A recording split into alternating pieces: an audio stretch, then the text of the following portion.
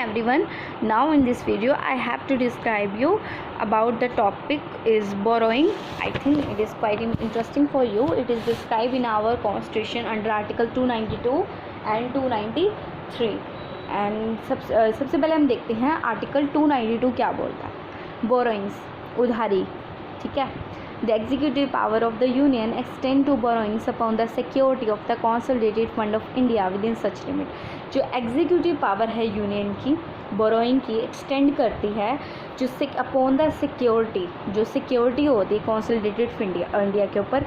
मतलब क्या होता है कि वो एक लिमिट तय कर देते हैं कि कोई इस लिमिट से ज़्यादा कोई भी गवर्नमेंट, कोई भी यूनियन जो है लोन नहीं ले सकती, कोई भी बोरोइंग्स नहीं ले सकती कंसोलिडेटेड फंड ऑफ इंडिया में से.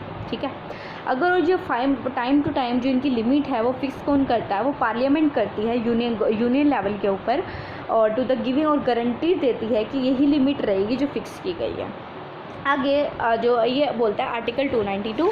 अब आता है आर्टिकल 293. वो बोलता है borrowings by the state subject to the provision of this article. अगर हम इस आर्टिकल्स की प्रोविज़न को देखें, जो एग्जीक्यूटिव पावर है स्टेट की वो एक्सटेंड करती है उस बोरोइंग्स के ऊपर जो हमारी इंडिया की टेरिटरी के अंदर ली जाती है upon the security of the, जो कंसोलिडेटेड फंड होता है स्टेट का, उसकी सिक्योरिटी के लिए कुछ ये लिमिट्स प्रिस्क्राइब करते हैं. जैसे कंसोलिडेटेड फंड ऑफ इंडिया की इन्होंने लिमिट प्रिस्क्राइब की है, ये टाइम टू टाइम फिक्स की जाती है. जो स्टेट लेजिस्लेचर होता है उनके द्वारा वो लॉ पास करते हैं. टू द गिविंग गारंटीज देते हैं कि इतनी लिमिट्स ही रहे फिक्स होनी चाहिए.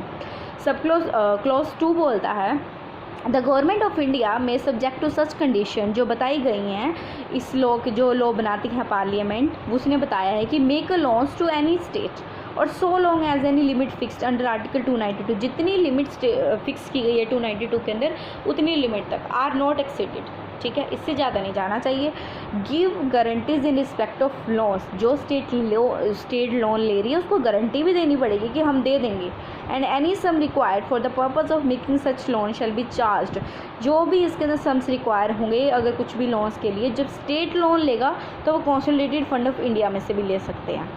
उसके बाद क्लॉज 3 बोलता है स्टेट में not without the consent of the government of India raise any loan.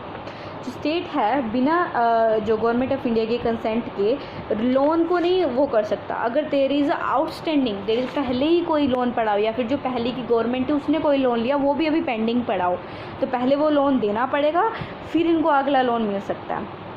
Clause 4 बोलता है अ कंसेंट, जो अंदर जो कंसेंट है क्लॉज 3 की वो गारंट की जाती है कुछ कंडीशंस को लेके. अगर गवर्नमेंट ऑफ इंडिया को लगता है कि ये कंडीशंस इम्पोज होनी चाहिए तो वो उससे अकॉर्डिंग को लोन प्रोवाइड करते हैं. ये हमारा छोटा सा टॉपिक था बोरोइंग जो यहाँ पे 292 और 293 आर्टिकल्स के अंदर प्रोवाइड